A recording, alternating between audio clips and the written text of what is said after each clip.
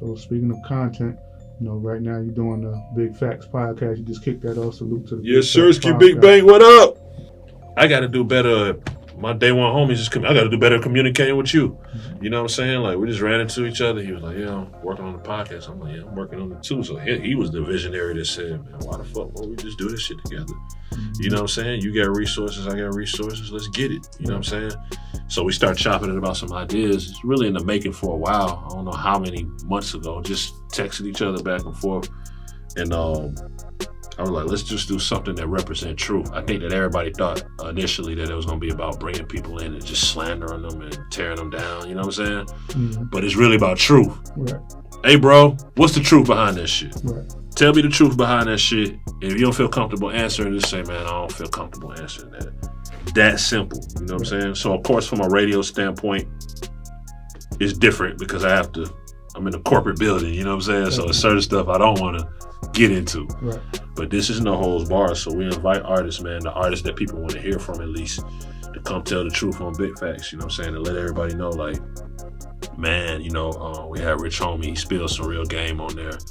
Young LA spilled some real game. Eldorado Red dropped gems. We got a Waka episode coming. I can't even name everybody, you know what I'm saying? But everybody has been comfortable to sit in this chair. We want to make this like the chair of truth. Like, man, when I come and I sit and I vibe and I smoke and I drink or whatever, I feel comfortable just telling my truth, you know what I'm saying? And if you come and you fuck around and not telling it, we're going to get the other side of the story because we're getting them DMs already too. So just come tell the truth, man. And like I said, there's a lot of stories behind the ATL legacy, the Southern, this all music. It's not limited to just Atlanta artists, but it's just like, there's a lot of stories out there that people want to know. It's shit that me and you know. Sure. You see what I'm saying? That the world may not ever know, but we might be in the space to kind of tell some of it now, even if it's not all of it, because there's a lot of shit that went down, good and bad.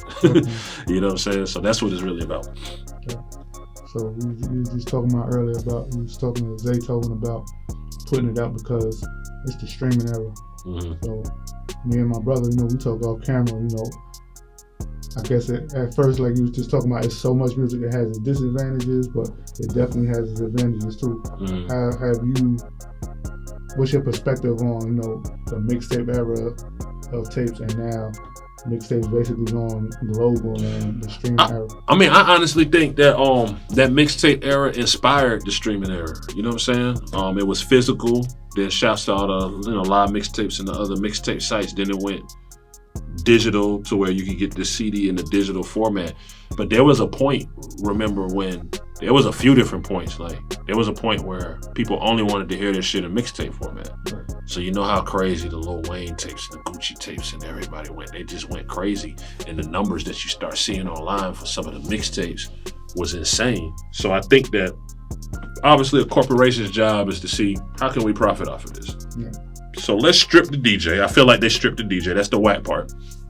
And let's call them mixtapes. They're really just playlists, but let's just call them mixtapes. Who's going to stop us, right? The thing is, you compromise the quality because a lot of these projects was, I'm sending all my music to a DJ. The DJ's ears are going to pull apart what he knows the clubs and the streets is going to like. They're going to sequence it. They're going to send certain records back, say that ain't it. And that's why they were so dope. The other side of it is just basically just clearances and sample. Let me do a record with my partner. So might jump on it. I can put it on the mixtape. They ain't tripping. Now in the streaming eras, we back to clearances, sample clearances and all that, so it tightens it up. So I salute it, man. I listen to Apple Music all the time. I just wish that two things would happen. I think that we need to create a way to get the massive amount of catalog for mixtapes on streaming. Right. Just figure it out with everybody because people want it. Definitely. And I think that they should salute the DJ. I don't know if they'll ever really sit down and say, hey, this came from DJs. But I mean, clearly, think about it. Beyonce drops. Nowhere, out of nowhere. Right. That's the shit Gucci used to be on. Bro, we dropping tomorrow. Yeah. We dropping tomorrow. Yeah. And it excited people because the old school way of building up to your album for 2 years just got boring. Like, we ain't waiting no 2 years for your shit. There's other shit we can go listen to. You see what I'm saying? Yeah. So I think that definitely the streaming platforms were influenced by the DJs. And again, another disconnection. If nothing else, maybe they should have put DJs in control to run them. Not that they're bad or doing bad. I just see a higher ceiling where they can go, and I see more creativity that can happen. Let's work adamantly to put these mixtapes on streaming platforms. You know what happens? Bootleggers put them up anyway. They get taken down, but they go crazy. So that lets you know that the people want it. We got to always service the people. Yeah, I said, I think, the streaming is doing good, but I believe mixtapes train this audience for the streaming success. For sure. Because like you were saying, like what y'all did on the streets and what y'all did with, like the mixtape sites, it's basically just a gradual, continuous up into streaming. It's basically the same thing. That's what it is. Already trained. They stripped it of the tags, the drops. I mean, you can do whatever with artwork, but they stripped it of all that and just made it. Here's streaming. You can play. Here's all the music you can have for $5 or $10 a month. You know what I'm saying?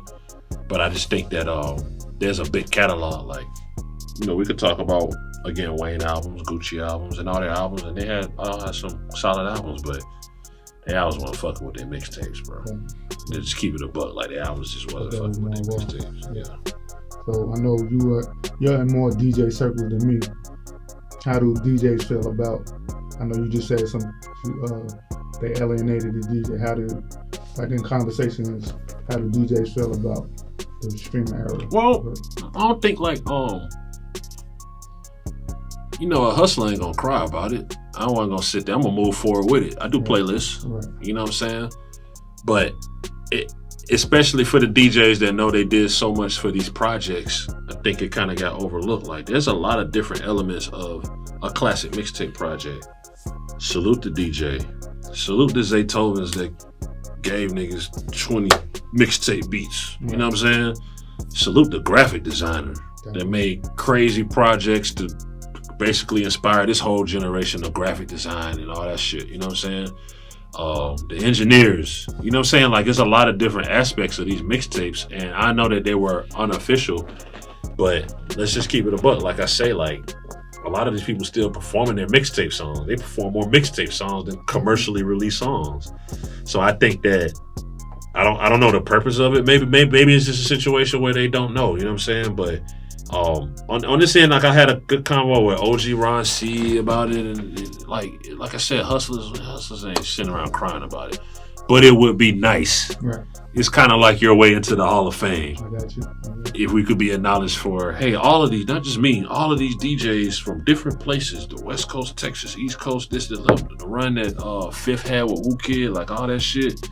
Like it would be nice if, I think it's a whole, if you're a businessman and you run the streaming services, I think it's a whole nother pot. Not a light pot either, like a whole nother pot of gold. Right. Where they're gonna eat more off of it than anyone. But people want it. Imagine you wake up and the whole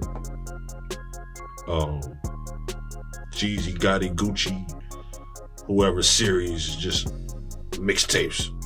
All on there. Right. I'm talking about the raw shit, not just the music with the DJ talking and all that. A lot of people didn't like the DJ talking. Now that's all I get all day on my Twitter. Bro, I miss you, bro. Talking on mixtapes, bro. That shit was lit. Yeah. You see what I'm saying? So that's the culture of it, man. Like, let's not strip the culture of it. Music is music, but I love my music with a little seasoning on it. Do you think it might also be a plus, like, because you said hustlers ain't gonna cry about it? So that means, you a hustler, and some DJs might have been getting lucky and getting into the game and not, not being real hustlers, but just being inside the game. And like you say, you see how you going with the podcast, you keeping it moving. Do you think it has stripped away some of the Well, I think without saying it separates yourself. You kind of see the people that are still at it and have things going, and then there's some people that have amazing business shit going that might not be inside of music. You know what I mean? I think to a certain extent, you can't be just a mixtape DJ and not know how to hustle. To some extent, you know what I'm saying? And take money to invest into this in the market. You see what I'm saying? So, but yeah, like in every game, I mean, shit, rap game, any game, like it's gonna weed out the weaker links. You know what I'm saying? That's always gonna happen. So it's gonna weed out the weaker links. So I think that it becoming, like I said, it becoming corporate is dope. The only reason an artist didn't love mixtapes more, real genuine mixtapes, not what they call mixtapes now. I call them playlists. Is because their thought was, damn, I can't get paid off this shit. Yeah. Show money went through the roof. Yeah. Think about that era when show money used to be, if you was getting 50, oh my God, he's getting 50. Now niggas getting $250,000. Yeah. See what I'm saying? So it helped your show money go to the next level. Now you're getting your streaming money for what is it's not a lot of money in streaming, might I add. You know what I'm saying? So you got to kind of just look at the brand of all of it. What's going to make the consumer happy? Fuck everything else. What's going to make, how do people want to consume my music? Boosie going to give it to you the way he give it to you. It's going to be just like Boosie. You see what I'm saying? So you got to know, if they don't want it that way, you can't force it to them that way. You see what I'm saying? It works. I get it. There's a lot of people that still may want it that way, but you got to give it to them the way that they want. And some music is just made to be raw, uncut, unfiltered. And you could even meet each other halfway. I miss the interlude. You see what I'm saying? It ain't even just the music and me. It's just the interlude of some funny shit. Yeah.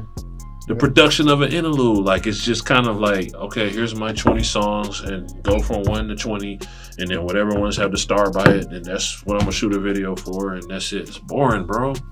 It's just fucking boring, bro. Like, you know what I'm saying? Like, let's shake it up a little bit. You know what I'm saying? Let's have people work together. That's the good thing about Zone Connect again. Is like, let's have people work together that it might not be expected to happen. That was the good dope thing about the podcast. Oh shit, how did they link up? That's my brother. What you mean? You don't know that. Everybody don't know. I don't know that. Right. So it's just dope. Like, I like to see different shit. Like it's heard of that.